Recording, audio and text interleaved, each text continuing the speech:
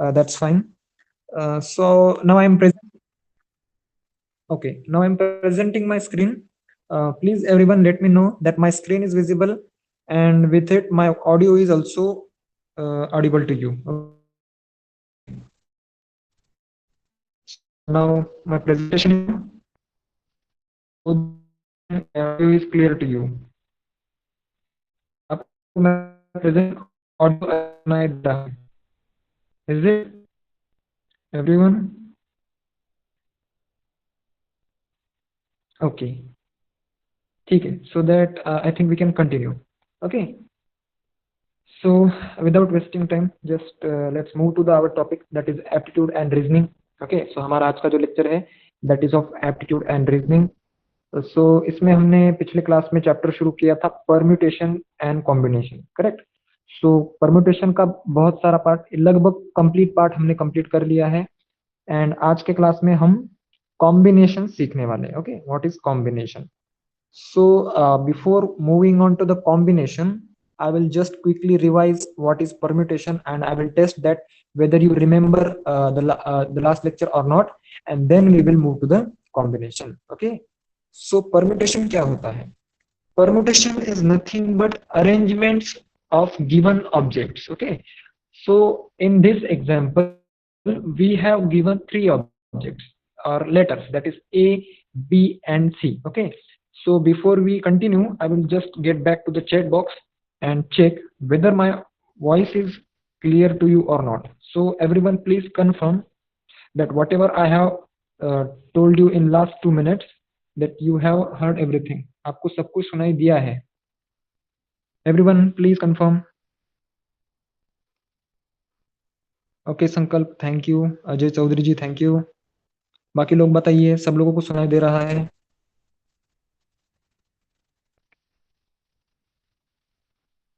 Okay Sandeep Walia sir ji. Okay, so मतलब सबको सुनाई दे रहा है.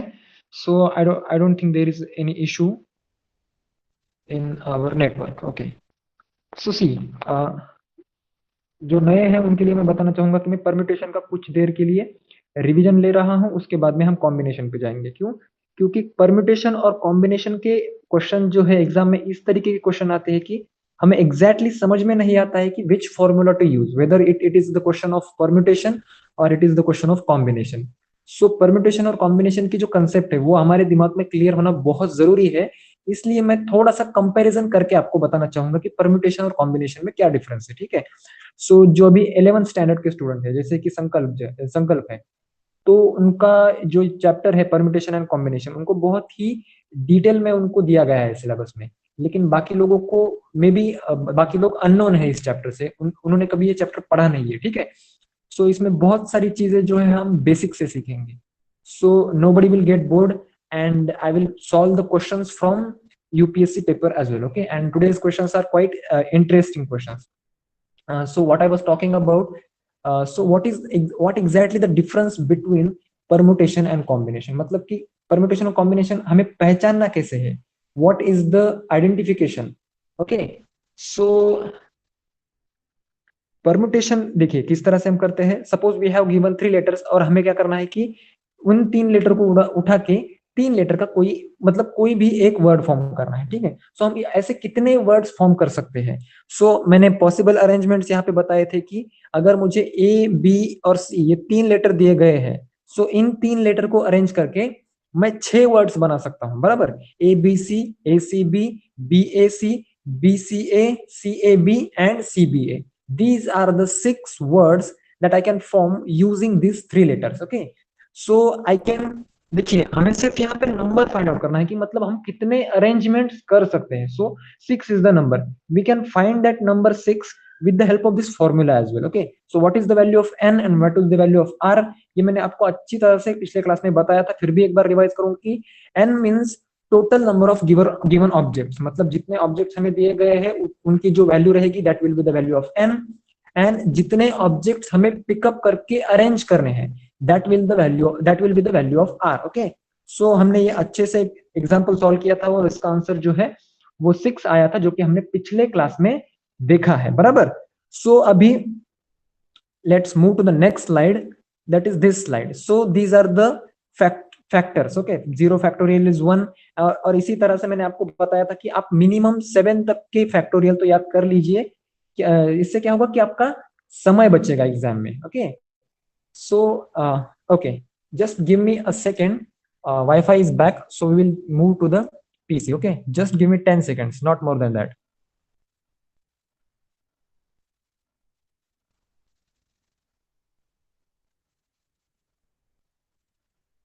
Okay, so I think my computer screen will be visible to you now, is it? Computer screen is visible to you?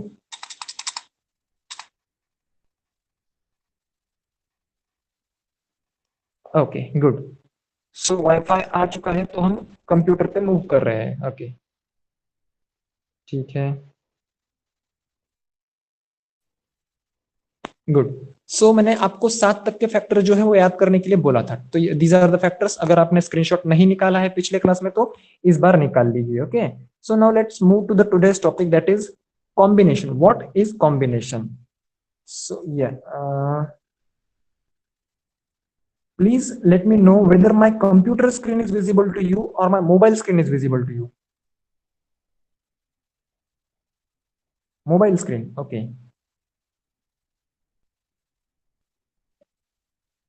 Okay, sorry. Now I hope computer screen will be visible to you.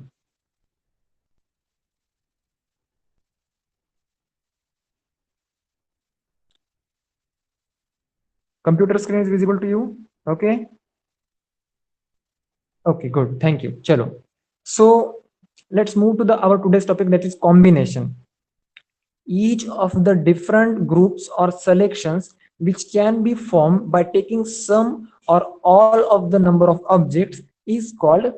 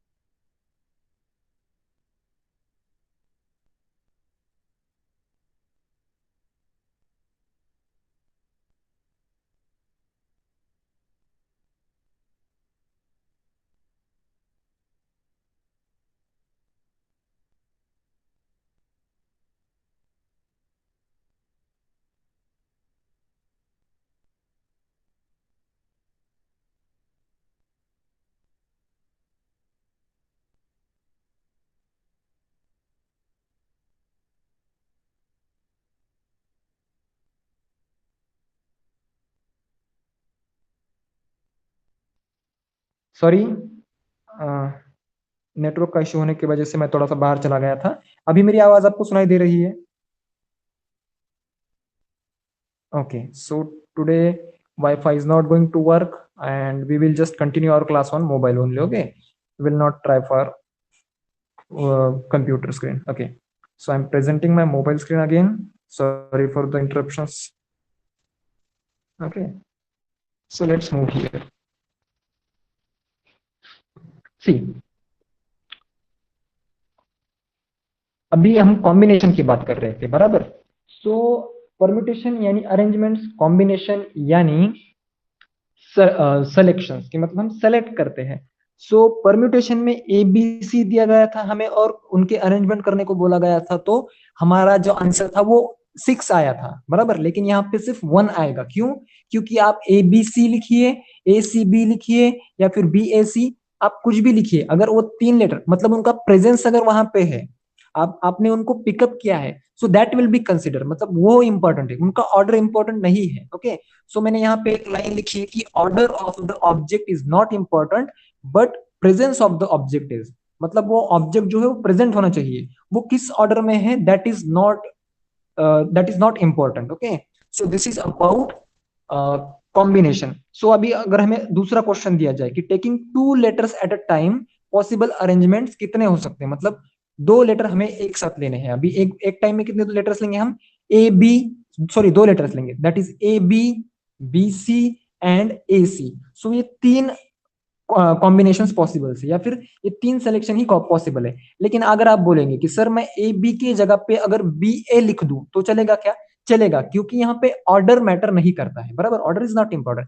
A B and B A is considered to be same, so this is combination. Okay, so I hope कि आपको एक थोड़ा सा clear idea आ चुका होगा आपके दिमाग में कि कॉम्बिनेशन और परम्यूटेशन का क्वेश्चन हम किस तरह से डिफ्रेंशिएट कर सकते हैं, या फिर किस तरह से डिस्टिंग्विश कर सकते हैं। समझ में आया सबको?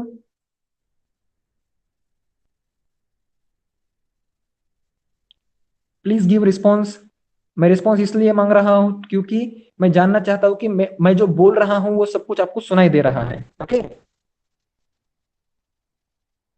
ठीक है।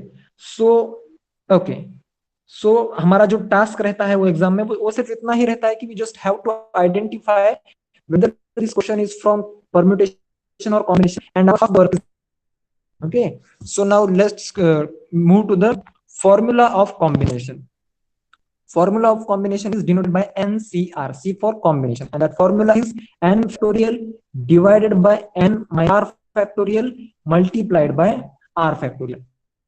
सो अगर आप परम्यूटेशन के और कॉम्बिनेशन के फॉर्मूला को कंपेयर करेंगे, so there is only one difference, that is combination का जो फॉर्मूला है उसके डिनोमिनेटर में एक आर फैक्टोरियल को हमने एक्स्ट्रा मल्टीप्लाई कर दिया है डिनोमिनेटर में। Okay, so this is the difference, बाकी कुछ भी डिफरेंस नहीं है, फॉर्मूला में सब कुछ सेम है। ठीक है, सो फैक्टोरियल नोटेशन जो रहेगा या फिर उसका अलजेब्रा जो रहेगा वो सब कुछ सेम ही रहेगा।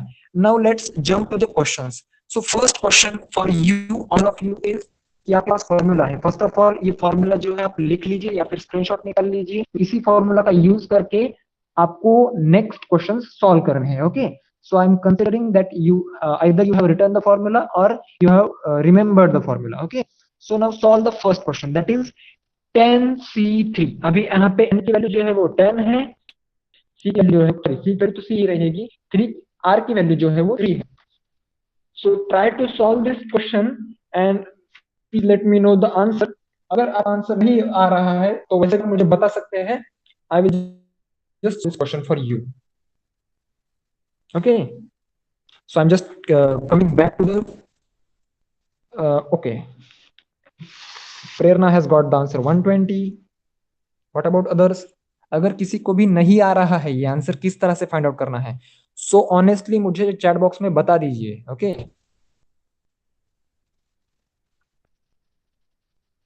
चलिए ठीक है, मैं पहला क्वेश्चन जो है आपके लिए कर देता हूं। सो हमारा क्वेश्चन क्या है, 10c3, n की वैल्यू है 10 और r की वैल्यू है 3। So how we can solve this? Okay, so let us solve it. nc3 10,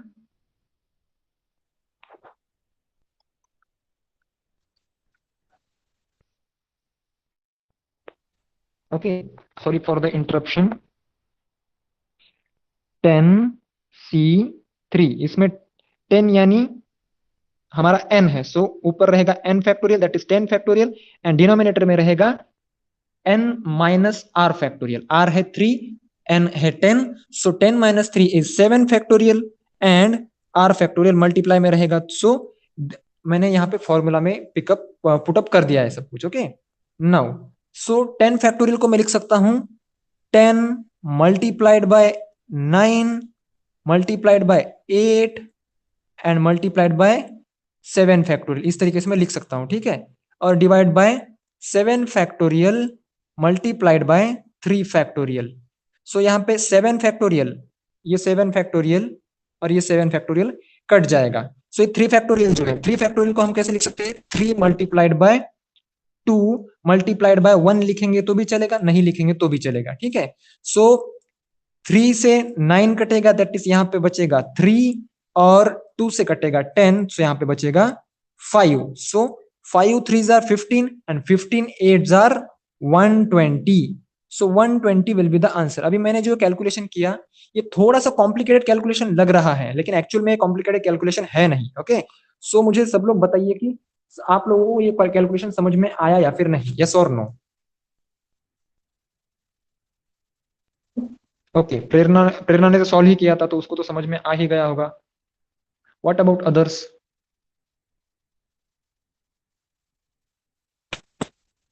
okay good, सब मतलब सबको ये कैलकुलेशन समझ में आ गया है, दैट्स गुड। तो चलिए, so second question is for you. B question जो है वो आपने ही सॉल्व करना है, आपने ही आंसर देना है। 50 C 50, यहाँ पे n की वैल्यू भी 50 है, r की वैल्यू भी 50 है। So try to solve the question. Question लिख लीजिए और सॉल्व करने की कोशिश कीजिए। 50 C 50। I am coming back to the chat box. Okay Sankalp, no problem. I am also having problem with the wifi.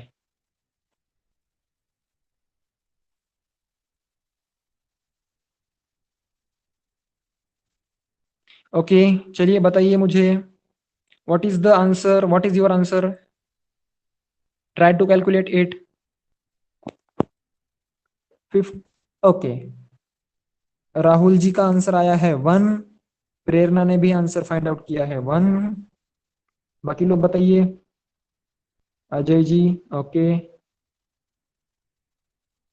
ठीक है। सो मतलब सबका आंसर 1 आ रहा है, इसका मतलब आपको फॉर्मूला अच्छे से समझ में आ गया है। Okay, so I hope you are not copying each other, और आपने खुद से सॉल्व किया है। Okay, so now let's move to the next question. In how many ways can a cricket team to be chosen out of a batch of 15 players? See, in how many ways can a cricket team be chosen out of a batch of 15 players? मतलब 15 player है और हमें कितने select करने हैं? 11 select करने हैं। यहाँ पे कोई भी ऑर्डर मैटर नहीं करता है, कोई भी प्लेयर हम ले सकते हैं और किसी भी ऑर्डर में कोई भी प्लेयर खेल सकता है, बराबर। So just tell me what is N and what is R. N क्या है और आर क्या है? एन रहेगा 15 और आर रहेगा 11। समझ में आया? N is 15 and R is 11। Now अगर आपको एन और आर की वैल्यू मिल गई है, so try to find out the value of NCR. Just put the value of N and R in the formula and try to find out the value.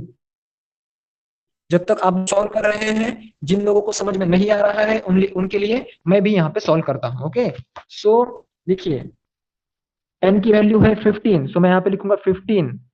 C, are की value है 11, तो मैं यहाँ पे 11 लिखूंगा, is equals to 15 factorial. Okay, divided by 15 minus 11, that becomes 4 factorial, sorry, okay 4 factorial multiplied by 11 factorial रहेगा, बराबर।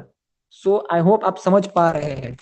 Now ये 11 फैक्टोरियल है। ओके, जो मैं बोल रहा हूं उस पर ध्यान दीजिए। सो 15 को मैं किस तरह से लिख सकता हूँ? 15 factorial can be written like 15 multiplied by 14 multiplied by 13 multiplied by 12 and multiplied by 11 factorial. Okay, 11 factorial के फॉर्म में हम इसे लिख सकते हैं। एंड डिवाइडेड बाय 4 फैक्टोरियल को मैं लिख देता हूँ 4 मल्टीप्लाइड बाय 3 मल्टीप्लाइड बाय 2। 1 को आप लिखो या फिर मत लिखिए, कोई प्रॉब्लम नहीं है। और 11 फैक्टोरियल को एज इट इज लिख देंगे, ठीक है। सो यहाँ पे कटेगा क्या? 11 फैक्टोरियल और 11 फैक्टोरियल कट जाएगा।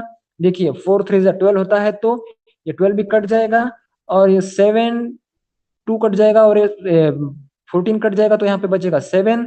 सो 15 7 जा होता है, 15 7 जा होता है आई थिंक 105, और 105 मल्टीप्लाइड बाय 13 अगर आप करोगे तो 105 multiplied by 13 that becomes 1365। Okay, so 1365 should be the answer. Now I am coming back to check your answers. 1365, okay, बहुत काफी जनों मतलब लिखा है। ओके, प्रेरणा ने फाइंड आउट किया है, राहुल जी ने फाइंड आउट किया है 1365। बाकी लोगों को समझ में आया 1365 क्यों आया आंसर?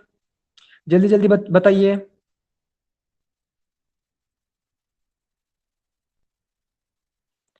ओके, सब लोगों का आंसर आया है। जिन लोगों का आंसर नहीं आया है वो लोग या तो ये लिख लीजिए या फिर इसका स्क्रीनशॉट निकाल लीजिए। Please take a screenshot.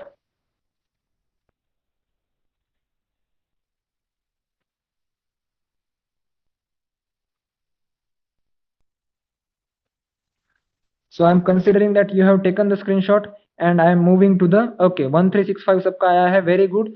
So I'm now moving to the next question. Okay, now in how many ways a committee of 5 members can be selected from 6 men and 5 ladies consisting of 3 men and 2 ladies? देखिए कितने कितने member की committee हमें form करनी है? 5 members की committee हमें form करनी है। 5 मेंबर्स में से हमें कितने मैन चाहिए और कितने लेडीज चाहिए? 3 should be man and 2 should be ladies. Okay, so total man कितने हैं? 6 है और लेडीज कितनी है? 5 है। सो 6 में से हमें 3 सिलेक्ट करने हैं और 5 में से हमें 2 सिलेक्ट करने हैं, बराबर। सो यहाँ पे 2 बार हमें एनसीआर का फॉर्मूला यूज करना पड़ेगा और दोनों के बीच में मल्टीप्लीकेशन करना पड़ेगा। सो मैं आप लोगों के लिए सिर्फ यहाँ पे फॉर्मूला लिख रहा हूं, आंसर तो आपको ही फाइंड आउट करना है। देखिए 6 में से मुझे कितने फाइंड आउट करने हैं, सॉरी 6 में से मुझे कितने पिकअप करने हैं? I have to pick 3 out of 6 multiplied by and 3 out of 6 and 2 out of 5। देखो 5 में से मुझे 2 पिकअप करने हैं। सो इस कॉम्बिनेशन का आप आंसर निकाल के मुझे बताइए। तो मैंने यहाँ पे लिख दिया है, ये सिर्फ आपको सॉल्व करना है और मुझे आंसर बताना है। ओके, सो आपने नोटबुक पे लिख लिया है, मैं कंसीडर कर रहा हूं और I am coming back to the chat box. Okay, so Bharu Singh ji का आंसर आया है 5। Okay, if it is not the answer then try to calculate the answer and be quick, क्योंकि आपको ज्यादा समय नहीं मिलता है एग्जाम में। एग्जाम में क्वेश्चन सिंपल रहते हैं। Okay, so Prerna has got answer 300। बाकी लोगों का बताइए क्या आंसर आ रहा है?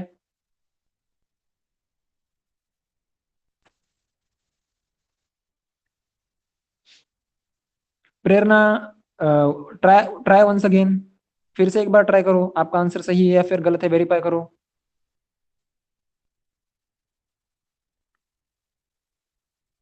Do the calculations again.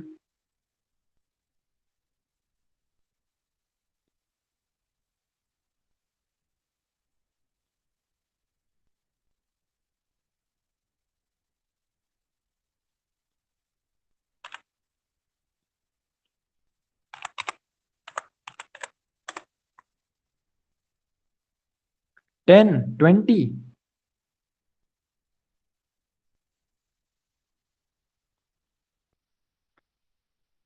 Okay, now Prerna has got the answer 200। Okay, बाकी लोग? भारू सिंह जी फिर से एक बार ट्राई कीजिए। अजय जी फिर से एक बार ट्राई कीजिए, 10 आंसर नहीं आएगा। ओके, ठीक है, तो 200 सबका आंसर आ रहा है। सो ये 200 किस तरह से आता है ये थोड़ा सा मैं आपको दिखाता हूँ। ओके, तो देखिए मैं इसको थोड़ा सा छोटा करके लिखता हूँ ताकि मुझे जगह बच जाए। 6C3 मल्टीप्लाइड बाय 5C2 अगर मैं यहाँ पे लिखता हूँ तो मैं इसको लिखूंगा 6 फैक्टोरियल। देखिए 6 फैक्टोरियल को लिख सकते हैं हम 6 multiplied by 5 multiplied by 4 divided by, ये 3 चला जाएगा तो क्या बचेगा? 3 फैक्टोरियल ही बचेगा। सो ये मैंने क्यों लिखा, पहले टर्म के लिए आपको शायद समझ में आ गया होगा, पहली टर्म के लिए मैंने ये लिखा है। ओके, 3 फैक्टोरियल से 6 फैक्टोरियल में से 3 फैक्टोरियल कट गया, बचा 6 मल्टीप्लाइड बाय 5 मल्टीप्लाइड बाय 4। समझ में नहीं गया है तो मैं नेक्स्ट वाला जो है वो पूरा लिखूंगा। देखिए 5 फैक्टोरियल, n फैक्टोरियल इज 5, मतलब कि 5 multiplied by 4 multiplied by 3 multiplied by 2, और 1 को लिखे ना लिखे कोई फर्क नहीं पड़ता है। सो देखिए नीचे क्या आता है? n minus r factorial. So n is 5, r is 2, so 5 minus 2 is 3 factorial, so that can be written as 3 multiplied by 2 and again r factorial हमें मल्टीप्लाई करना है। सो r फैक्टोरियल यहाँ पे लिख दिया मैंने, ठीक है। सो देखिए ये जो 3 फैक्टोरियल है एक्चुअल में दिस इज 3 फैक्टोरियल ना, so this 3 factorial can be cancelled with this 3 factorial. So यहाँ पे बचता है 5 मल्टीप्लाइड बाय 4, सो ये 2 और ये 4 कट जाएगा, सो यहाँ पे बचेगा 2। So 5 multiplied by 2 that becomes 10। सो ये जो वैल्यू हुई इस टर्म की वैल्यू हुई 10, ठीक है। सो अभी now come to this term, और ये जो दोनों टर्म है ये दोनों टर्म मल्टीप्लीकेशन में है। सो 3 multiplied by 2 is 6 and this 6 gets cancelled. 5 multiplied by 4 that is 20 and this is 20. Okay, 5 multiplied by 4 is 20, and 20 multiplied by 10, that becomes 200. Okay, so 200 should be the answer. This is how we can calculate. Okay, I'm coming back to the chat box. Okay, so everybody's understanding. सबको समझ में आ रहा है कि 200 answer क्यों आया? Okay, good, ठीक है. So now let's move to the next example. In a group of 6 boys and 6 girls, 4 children are to be selected. In how many different ways can they be selected such that at least one boy should be there? Okay, so देखिए अभी क्या करना है हमें. एक group है, कितने कितने चिल्ड्रन का ग्रुप है? 6 बॉयज और 4 गर्ल्स का ग्रुप है, और हमें 4 चिल्ड्रन सेलेक्ट करने हैं. लेकिन हमारे पास कंडीशन क्या है कि there should be at least one boy should be there, मतलब कम से कम एक लड़का उस ग्रुप में होना चाहिए. सो हम इसे किस तरह से सॉल्व कर सकते हैं? ट्राई कीजिए. अगर आप नहीं कर पा रहे हैं, so I will try to show it to you. Okay,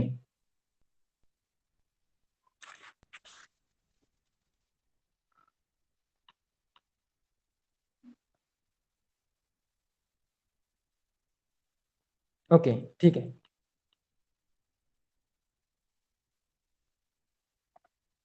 ये रहा आपके सामने क्वेश्चन. आपके लिए मैं देता हूं सिर्फ 30 सेकेंड्स. 30 से 40 सेकेंड्स के अंदर आपको फाइंड आउट करने की कोशिश करनी है, या फिर मैं कर लूंगा, मैं बताऊंगा आपको. Okay,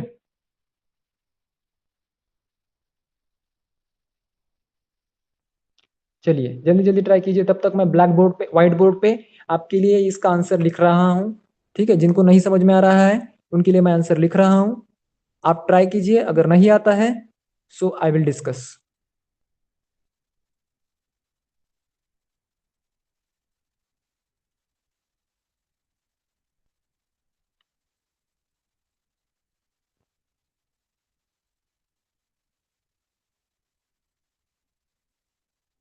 okay, just try the problem.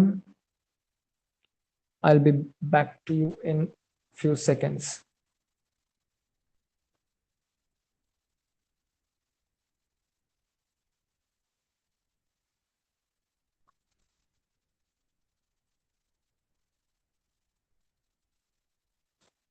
Okay, ठीक है. यस यस यस, ठीक है. संकल्प, तुमने जो क्वेश्चन पूछा है, how to differentiate permutation and combination. So हमें देखिए, हम, yes 209 is the correct answer. Prerna, Sankalp, हमें क्या उसमें आइडेंटिफाई करना है क्वेश्चन में कि whether if we are selecting certain objects then the order is important और नॉट. ये हमें देखते ही समझ में आना चाहिए कि ऑर्डर अगर इंपॉर्टेंट है तो वो रहा परम्यूटेशन का क्वेश्चन, और अगर ऑर्डर इंपॉर्टेंट नहीं है then that is the question of combination. ठीक है, हम ऑर्डर से ही इन दोनों में डिफरेंशिएट कर सकते हैं. ठीक है, या तो चलिए, अगर बाकी लोगों को नहीं आ रहा है so I am just quickly presenting my screen to you and solve the question for you. Okay, see, I hope the computer screen is now again visible. So wifi बीच बीच में जा रहा है लेकिन आ भी रहा है, so this is good. So देखिए, अभी कॉन्सेंट्रेट कीजिए. हमारा क्वेश्चन क्या था कि हमें एक कमिटी बनानी थी 4 मेंबर्स की, बराबर. और कंडीशन ये थी कि हमें उस कमिटी में at least one boy should be there, मतलब मिनिमम एक बॉय होना चाहिए. मैक्सिमम 4 रहेंगे तो भी चलेगा. 4 मेंबर्स की कमिटी बनानी है. 6 बॉयज है और 4 गर्ल्स है. ठीक है, तो देखिए 6 बॉयज में से मैं एक बॉय को लेता हूं. एटलीस्ट वन बोला है ना, तो 6 बॉयज में से वन बॉय को मैं लूंगा तो मुझे 4 गर्ल्स में से 3 गर्ल्स को उस कमिटी में लेना पड़ेगा, बरोबर. So this is the first combination, मतलब this is the first possibility कि इतने तरीके से हम कमिटी बना सकते हैं. लेकिन एटलीस्ट वन बॉय बोला है ना, तो एटमोस्ट तो नहीं बोला है उन्होंने. सो 2 बॉयज को भी मैं ले सकता हूं, मतलब कि 6 में से मैं 2 बॉयज को ले रहा हूं, और हमें 4 मेंबर्स की कमिटी बनानी है. ओके, 4 मेंबर्स की कमिटी बनानी है, तो अगर मैं 2 बॉयज को ले रहा हूं तो बचे कितने स्लॉट्स? 2. सो मैं 4 गर्ल्स में से 2 गर्ल्स को उस कमिटी में ले सकता हूं. So this is again another possibility. Now third possibility is I have to take और I am taking 3 boys out of 6 boys, मतलब 6 में से मैं 3 लड़कों को ले रहा हूं, सो स्लॉट एक बचा, तो 4 में से एक गर्ल को मैं उस कमिटी में ले सकता हूं, and the final possibility is कि मैं उस कमिटी में चारों के चारों भी जो है वो बॉयज को ही ले लूं। Okay, so these are the 4 possibilities, so that's why I have added all the combinations, मतलब इन सबको मैंने ऐड कर दिया है कि मैं इस तरीके से भी कर सकता हूं, इससे भी कर सकता हूं, इससे भी कर सकता हूं और इससे भी कर सकता हूं। सो इसका जो आंसर आएगा कैलकुलेट करने के बाद में, so that will be the combination और that will be the answer, और इसका जो आंसर आता है वो आता है 209। आप ट्राई कीजिए घर पे, इस क्वेश्चन का स्क्रीनशॉट आप निकाल लीजिए, और अगर फिर भी आपको नहीं आ रहा है घर पे तो मुझे नेक्स्ट क्लास में आप बता सकते हैं, then I will take it. Okay, चलो ठीक है। सो या सी, तो ये हमारा क्वेश्चन हो गया 209। सबको समझ में आया जो मैंने एक्सप्लेनेशन दिया कि फॉर्मूला में हमने कैसे उसे रखा, ये समझ में आया सबको? फॉर्मूला में किस तरह से पुटअप करना है यही समझ में आना इंपॉर्टेंट है। ओके, अगर ये समझ में आ गया है तो बाकी चीजें तो सेकेंडरी है, मतलब वो कैलकुलेशन करना that is easy. Okay, Sandeep ji ने रिस्पॉन्स दिया है, बाकी लोग रिस्पॉन्स दीजिए कि आपको समझ में आ गया है।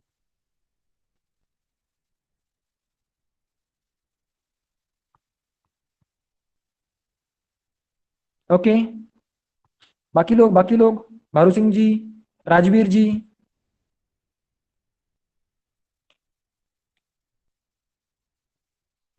ओके ओके ठीक है, मतलब सबको समझ में आ रहा है, वेरी गुड।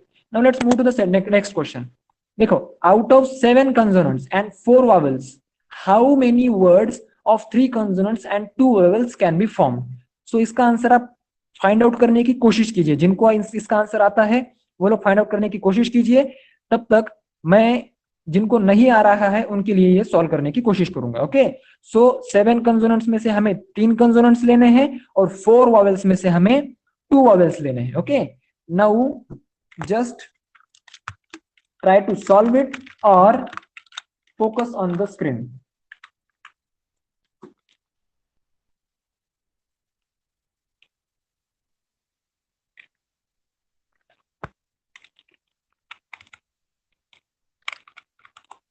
ठीक है, सो देखिए, हमें 7 कॉन्सोनेंट्स में से कितने कॉन्सोनेंट लेने हैं? 3 लेने हैं, बराबर। और what was the question? Okay, this is the question. 7 consonants में से हमें 3 कॉन्सोनेंट्स लेने हैं और 4 वॉवेल्स में से 2 वॉवेल्स लेने हैं। सो मैंने यहाँ पे 7 में से 3 लिख दिया और 4 में से मैंने यहाँ पे 2 लिख दिया। ठीक है, सो 7 को मैं किस तरह से लिख सकता हूँ? 7 मल्टीप्लाइड बाय 6 मल्टीप्लाइड बाय 5। ठीक है, सो मैं यहाँ पे 4 मल्टीप्लाइड बाय क्यों नहीं लिखूंगा? क्योंकि देखिए 7 में से अगर 3 जाएगा तो कितना बचेगा? 4 बचेगा, 4 फैक्टोरियल। सो 4 फैक्टोरियल से मैं यहाँ का 4 फैक्टोरियल कट कर सकता हूँ, सो वो कट हो गया और मैंने यहाँ पे लिख दिया 3 मल्टीप्लाइड बाय 2, मतलब ये जो मैंने वैल्यू लिखी है that is the value of R factorial actually. Okay, so multiplied by 4 multiplied by 3 and again multiplied by 2 factorial, that is nothing but 2. Okay, so see, this 6 and this 6 gets cancelled, and this 2 and this 2 gets cancelled, so this is like this, and 2 multiplied by 3 is 6. Okay, and 5 multiplied by 7 is 35. So 35 multiplied by 6, do the calculation.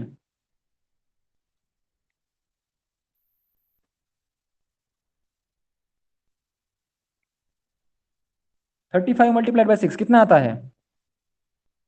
210, बराबर। सो 210 is the answer. ठीक है, सब लोगों का आया 210?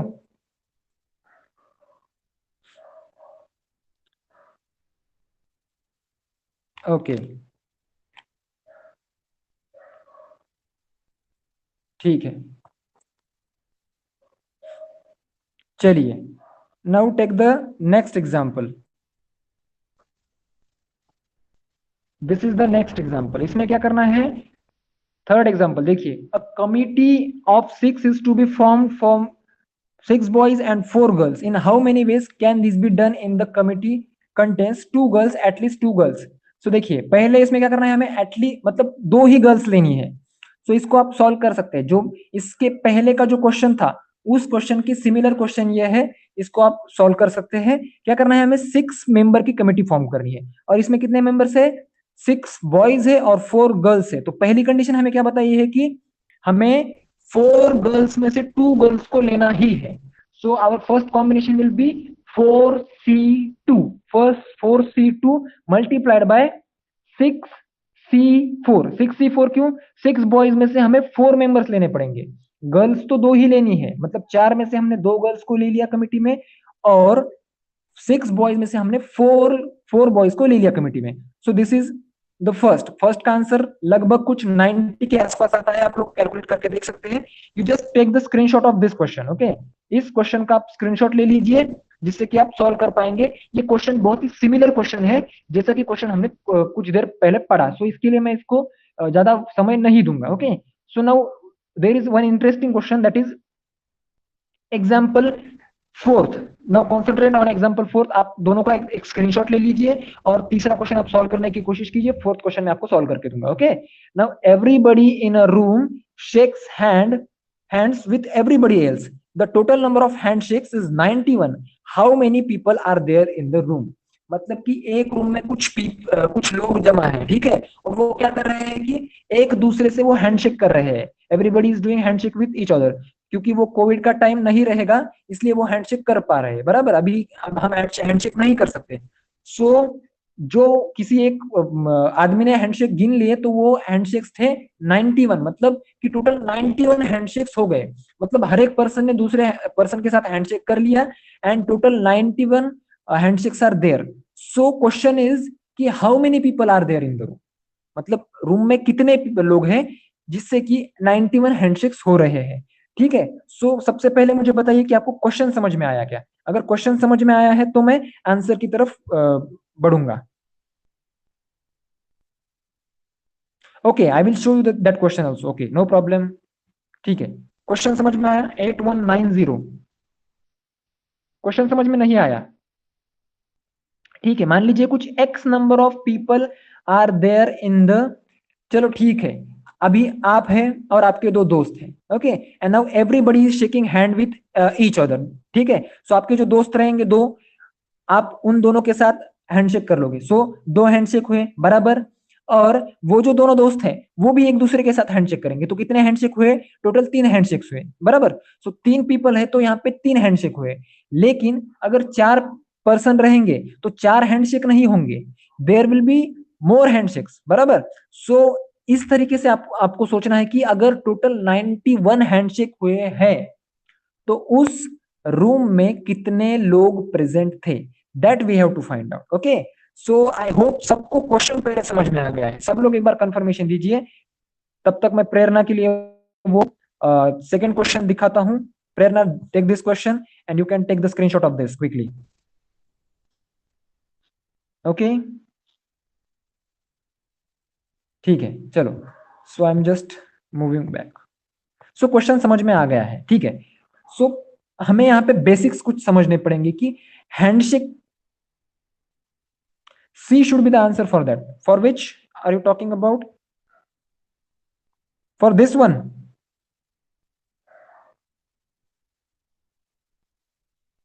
For second one, C should be the answer.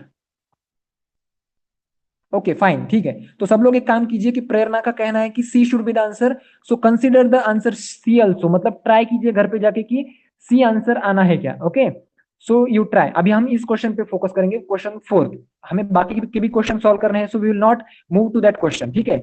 चलो, no problem, very good Prerna. अगर तुमने ट्राई किया है, अगर आपका आंसर अलग आ रहा है, then it might be true as well, okay, no problem. So let's focus on fourth question. So कितने हैंडशेक हुए हैं, 91 हैंडशेक्स हुए हैं, और एक हैंडशेक के लिए कितने लोगों की जरूरत पड़ती है, 2 लोगों की जरूरत पड़ती है, बराबर। सो मान लीजिए कि n person are there, n people are there in the room, and we are taking 2 person for the handshake, ठीक है। मतलब टोटल n पर्सन है और हमने हैंडशेक के लिए कितने पर्सन लिए, 2 पर्सन ले लिया।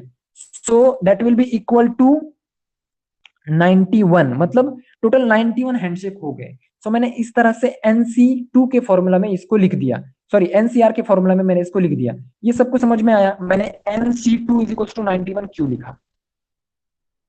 ओके, प्रेरणा को तो समझ में आ गया, गुड। ठीक है, बाकी लोग?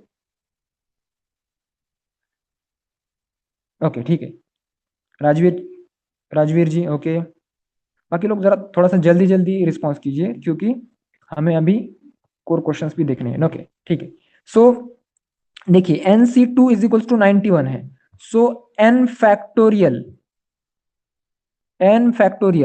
Divided by n-2 factorial multiplied by r is 2, so 2 factorial is equals to 91। ठीक है, सो अभी ये जो 2 है ये चला गया इस साइड, सो यहाँ पे बन जाएगा 182।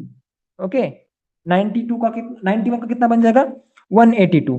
अभी इसको मैं किस तरह से लिख सकता हूँ? देखो n फैक्टोरियल को मैं लिख सकता हूँ n multiplied by n-1 multiplied by n-2 factorial divided by n-2 factorial. ठीक है, मैंने ये किस तरह से लिखा कि अगर मान लीजिए कि हमारे पास 15 फैक्टोरियल, तो हम कैसे लिखते हैं?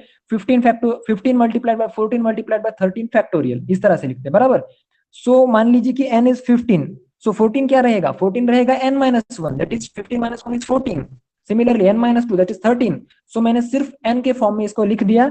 सो मैं इस n-2 फैक्टोरियल को और इस n-2 फैक्टोरियल को कट कर सकता हूं, that will be 182। Okay, so देखिए n into n-1 is equals to 182 is there, 182। ठीक है, तो देखिए n और n-1 कैसे है? दे आर कॉन्जिक्यूटिव नंबर्स, मतलब वो दोनों नंबर जो है वो आसपास के ही नंबर है। मतलब अगर पहला नंबर 7 रहेगा तो दूसरा 8 है, पहला 21 रहेगा तो दूसरा 22 है, इस तरह के कोई दो नंबर ये है। सो आपको ऐसे दो नंबर फाइंड आउट करने हैं जिनकी की मल्टीप्लीकेशन आती हो 182। So I think those two numbers are, which are those, बताइए? Those two numbers are 14 and 13। 14 और 13 को मल्टीप्लाई करके देखिए, so that will be 182। Okay, 14 multiplied by 13 is 182। समझ में आ रहा है सबको जो मैं बोल रहा हूं?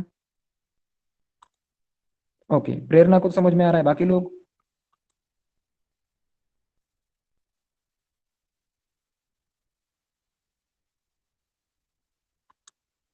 ओके ठीक है, चलिए। So 14 multiplied by 13 is equal to 182 होता है। तो बड़ा कौन सा है इसमें? n और n-1 में बड़ा नंबर कौन सा है? सो n is the bigger number, यहाँ पे 14 is the bigger number, so n की value should be 14।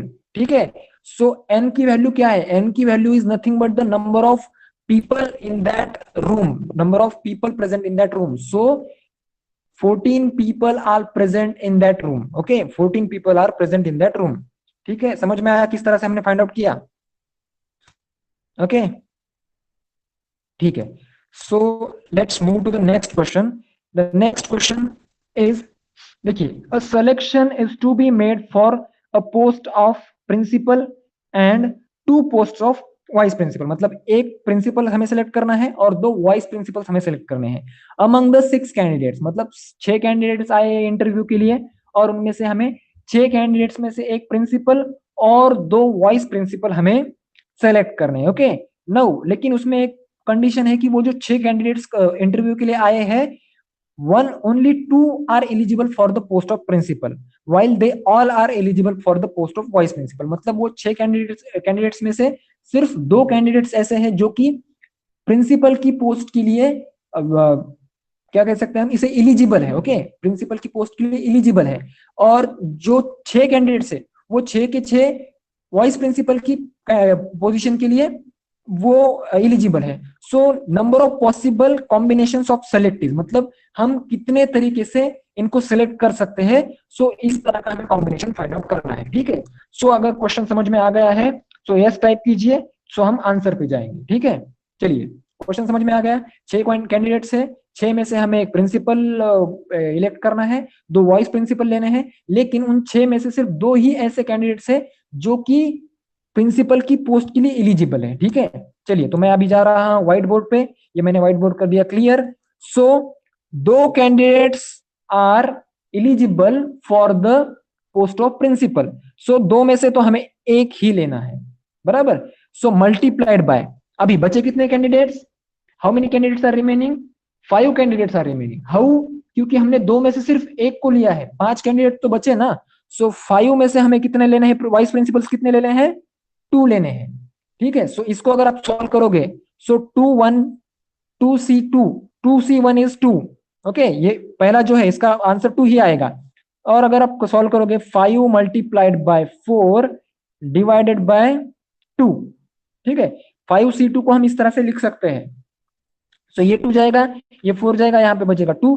5 multiplied by 2 is 10 and 10 multiplied by 2 is 20। So 20 is the answer. Okay, हमने जो आंसर कैलकुलेट किया है दैट इज 20। लेकिन अगर आप ऑप्शन देखोगे, if you see the options, so 20 option is not present there. मतलब कि यहाँ पे 20 ऑप्शंस नहीं दिए गए हैं, सॉरी 20 ऑप्शन ऑप्शन नहीं है। So none of this is the correct answer, none of this is the correct answer, D is the correct answer. Okay, ठीक है, ओके ठीक है। बाकी लोग,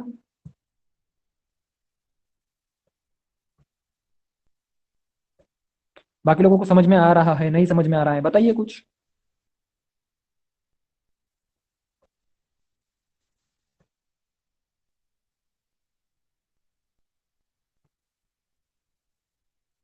hello, I am audible to everyone. Okay, ठीक है, अजय जी ने रिस्पांस दिया, थोड़ा लेट दिया। बालू सिंह, ओके ठीक है, अभी सब लोग दे रहे हैं। ओके गुड, सब लोग आंसर दीजिए ताकि मुझे समझ में आ जाए कि मैं आपको सब कुछ सुनाई दे रहा हूँ। ओके, और अगर आपको क्वेश्चन समझ में नहीं आता है तो मुझे बताइए कि सर क्वेश्चन समझ में नहीं आया। Okay, no problem.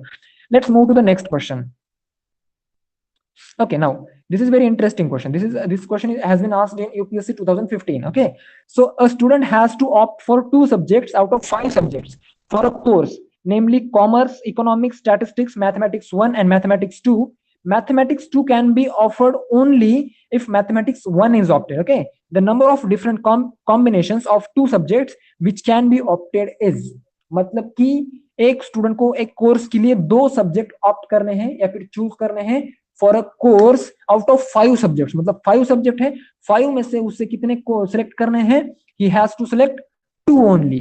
लेकिन कंडीशन ये है कि मैथमेटिक्स 2 तभी मिलेगा जब आप मैथमेटिक्स 1 को पहला सब्जेक्ट कंसीडर करोगे, तभी आपको दूसरा ऑप्शन जो है एज अ मैथमेटिक्स अवेलेबल रहेगा। मतलब आप कॉमर्स के साथ में मैथमेटिक्स 2 नहीं ले सकते, इकोनॉमिक्स के साथ में मैथमेटिक्स 2 नहीं ले सकते, स्टैटिस्टिक्स के साथ में भी आप मैथमेटिक्स 2 नहीं ले सकते। Mathematics 2 can be taken only with mathematics 1, लेकिन mathematics 1 can be taken with anyone. Okay, मतलब मैथमेटिक्स 1 को हम किसी भी सब्जेक्ट के साथ में ले सकते हैं। ओके, सो हमें we have to find out the number of combinations, जिससे कि हमें समझ में आए कि कितने तरीके से हम सेलेक्ट कर सकते हैं। ठीक है, so these are the options. I hope किसी ने तो सॉल्व किया होगा, अगर नहीं सॉल्व किया है तो देख लीजिए। ठीक है, सो मैं पहले चैट बॉक्स में आऊंगा।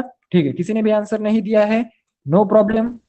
ठीक है, सो देखिए, ऐसे क्वेश्चन के लिए फॉर्मूला लगाने की भी जरूरत नहीं है। यहाँ पे हमें ऑप्शन दिए ही कितने हैं, 5 6 7 8, मतलब ये बहुत छोटे छोटे ऑप्शन है। मतलब 5 हुआ, 6 हुआ, ये छोटा नंबर है ना, तो इसके लिए फॉर्मूला लगा के बड़े कैलकुलेशन करने की जरूरत नहीं है। We can do this kind of question shortly. Now see how, कौन से सब्जेक्ट है यहाँ पे। देखिए, पहला सब्जेक्ट है कॉमर्स, कॉमर्स के लिए मैं यहाँ पे सी लिख दूंगा। उसके बाद में है इकोनॉमिक्स, बराबर, उसके बाद में है स्टैटिस्टिक्स, उसके बाद में है M1, और उसके बाद में है M2। ये मैंने 5 सब्जेक्ट लिख लिए। ओके, सो देखिए, वो क्या कर सकता है वो स्टूडेंट, वो कॉमर्स के साथ में इकोनॉमिक्स ले सकता है। ठीक है, दिस इज फर्स्ट। वो कॉमर्स के साथ में स्टैटिस्टिक्स भी ले सकता है, दिस इज सेकेंड कॉम्बिनेशन। और वो कॉमर्स के साथ में मैथमेटिक्स 1 भी ले सकता है, so this is third combination. ये 3 कॉम्बिनेशन हुए, बराबर। चलिए, नौ अभी, ओके, या वो इकोनॉमिक्स के साथ में भी स्टैटिस्टिक्स ले सकता है, बराबर ना। सो कितने हुए, 4। और वो इकोनॉमिक्स के साथ में कौन सा ले सकता है, मैथ्स 1 ले सकता है।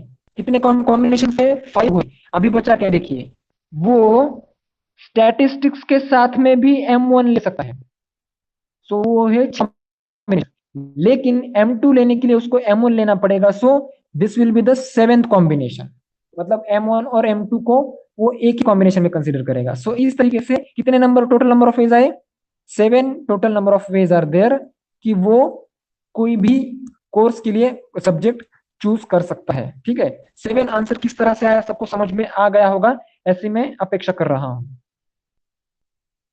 समझ में आ गया?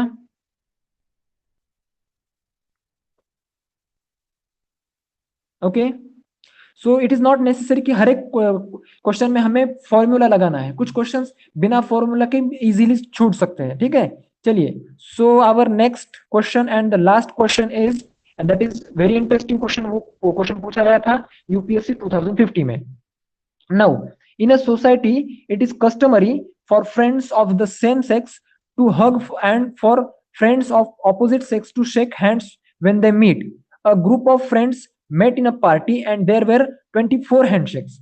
So which among the following numbers indicate the possible number of hugs? So यहाँ पे क्वेश्चन में हमें किस तरह से क्वेश्चन फ्रेम किया गया है उस पर भी ज्यादा ध्यान देना पड़ता है। ठीक है, सो अगर आप लास्ट लाइन पढ़ेंगे, so which of the among the following numbers indicates the possible number of hugs, मतलब कि हमें यहाँ पे एग्जैक्ट आंसर नहीं पूछा गया है, पॉसिबल नंबर ऑफ पूछा गया है आंसर। ओके, सो देखिए यह आंसर किस तरह से डिफ्लेक्ट कर सकता है या फिर किस तरह से अलग आ सकता है, इसके बारे में हम सोचेंगे। ठीक है, सो पहले क्वेश्चन समझ के लेते हैं कि एक सोसाइटी में ऐसा रूल है कि मान लीजिए कि कुछ बॉयज है और कुछ गर्ल्स है। ठीक है, जब गर्ल्स बॉयज के साथ मिलेंगे तो वो हैंडशेक करेंगे, लेकिन गर्ल्स अगर गर्ल्स के साथ मिलती है तो हग करेंगे एक दूसरे को, और बॉयज अगर बॉयज के साथ मिलते हैं तो एक दूसरे को हग करेंगे। ठीक है, लेकिन गर्ल्स और बॉयज क्या करेंगे, हैंडशेक करेंगे। सो इस तरीके से हमें क्या फाइंड आउट करना है कि what are the number of possible hugs, मतलब कि टोटल नंबर ऑफ हैंडशेक्स तो हमें दिए हैं, लेकिन टोटल नंबर ऑफ हग्स हमें फाइंड आउट करने के लिए बोला गया है। ठीक है, so these are the options. अगर कोई ट्राई करना चाहता है तो ट्राई कीजिए, तब तक मैं सॉल्व करने की आपके लिए कोशिश करूंगा। Okay, so first of all मुझे बताइए कि आपको क्वेश्चन समझ में आ गया है। क्वेश्चन समझ में आने के बाद में हम आंसर पे जाएंगे। ओके, समझ में आया क्वेश्चन? ओके, प्रेरणा को समझ में आ गया है क्वेश्चन?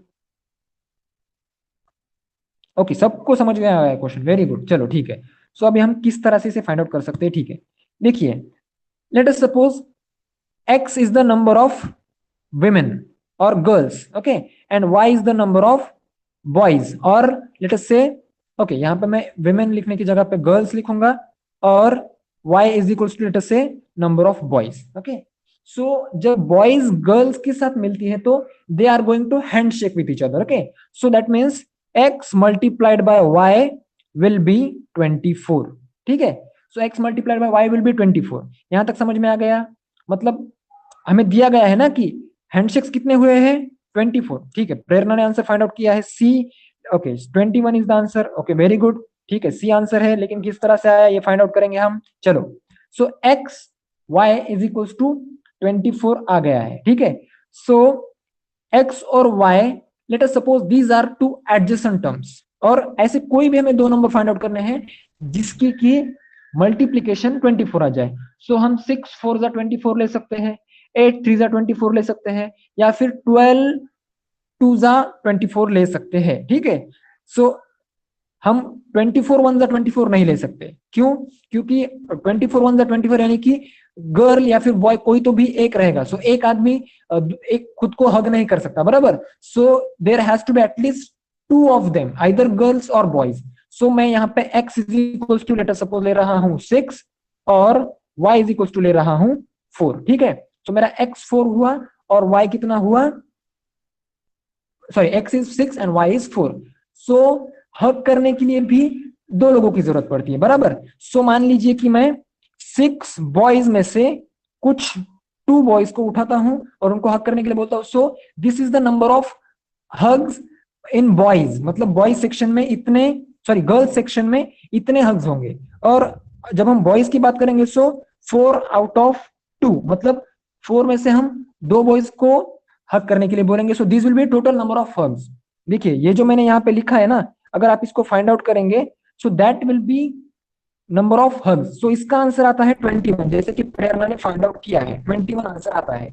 लेकिन यहाँ पे अगर आप x की जगह पे 8 लेते हैं और y की जगह पे 3 लेते हैं, सो 8 3 इज 24, बराबर, 8 3 भी 24 होता है, लेकिन 21 आंसर नहीं आएगा, कुछ तो अलग आंसर आएगा। और आंसर ऐसा आएगा कि आपको वो आंसर ऑप्शन में दिया नहीं रहेगा, ठीक है। देखिए यहाँ पे जो ऑप्शन दिए है 39 30 21 20, सो इन ऑप्शन में आपको वो ऑप्शन नहीं दिया रहेगा। आप x इज इक्वल टू 8 ले सकते हैं, y इज इक्वल टू 3 ले सकते हैं, और आंसर कुछ तो 31 आता है आई गेस। तो 31 यहाँ पे नहीं दिया गया है। So we have to consider, मतलब कि पॉसिबल पूछा है ना, so we are considering that 6 boys and 6 girls are there, और 6 girls and 6 boys are there, so that's why the number of hugs will be 21, so that's why C is the correct option। okay, so हम 8 और 3 क्यों नहीं ले रहे, 12 और 2 क्यों नहीं ले रहे हैं x एंड y की वैल्यू, ये आई होप आपको समझ में आ गया होगा, ठीक है। सो बताइए, आपको ये क्वेश्चन समझ में आया, यस और नो? यस और नो बताइए, फ्रैंकली। ओके, प्रेरणा ठीक है, थैंक यू। ठीक है, बाकी लोगों को भी समझ में आ गया है, गुड। चलिए, ठीक है, सो दैट इज इट। इतने ही हमारे पास क्वेश्चन थे आज के लिए, और इसी के साथ साथ हमारा परम्यूटेशन और कॉम्बिनेशन जो है वो चैप्टर खत्म होता है। आपके कॉम्पिटेटिव एग्जाम में इससे ज्यादा हार्ड लेवल के क्वेश्चंस नहीं आएंगे। ओके, वैसे तो अगर हम सीखने जाए तो इससे भी मुश्किल क्वेश्चन इसमें आते हैं परम्यूटेशन और कॉम्बिनेशन में, लेकिन okay, I just stop sharing the screen and yes, जैसे कि प्रेरणा ने बोला है कि वो कुछ आई थिंक क्वेश्चन सेकंड का आंसर कुछ तो अलग आ रहा है। Okay, so you can try it, मैंने वो सॉल्व नहीं किया है ना अच्छे से प्रॉपरली यहाँ पे, तो I leave that question on you, you just find out the answer and you will tell me the correct answer in the next class. Okay, so उस क्वेश्चन को ट्राई कीजिए, और मैं जो कुछ भी आपको क्वेश्चन दे रहा हूँ स्क्रीन पे क्वेश्चन प्रेजेंट होते ही उस क्वेश्चन को आपने स्क्रीनशॉट निकाल लेना है, ठीक है, और उसके बाद में आप उसका आंसर भी लिख सकते हैं। तो इस तरह से आपको करना है, आपको बाकी कुछ करने की जरूरत नहीं पड़ेगी अगर आप इस तरह से अच्छे से आपके नोट्स बनाएंगे। ओके, सो आप यहाँ पे 4 मिनट बचे हैं, और हमारा तो प्रेजेंटेशन खत्म हो गया, क्लास खत्म हो गया। So yes, it is better we will end this our today session and we will see you in, I will see you in the next class to you. Okay, next class, ठीक है, चलिए bye bye. चलिए ठीक है, bye bye everyone, now you can leave the class. Okay, bye bye, thank you everyone for attending the class. Rahul ji class leave कीजिए।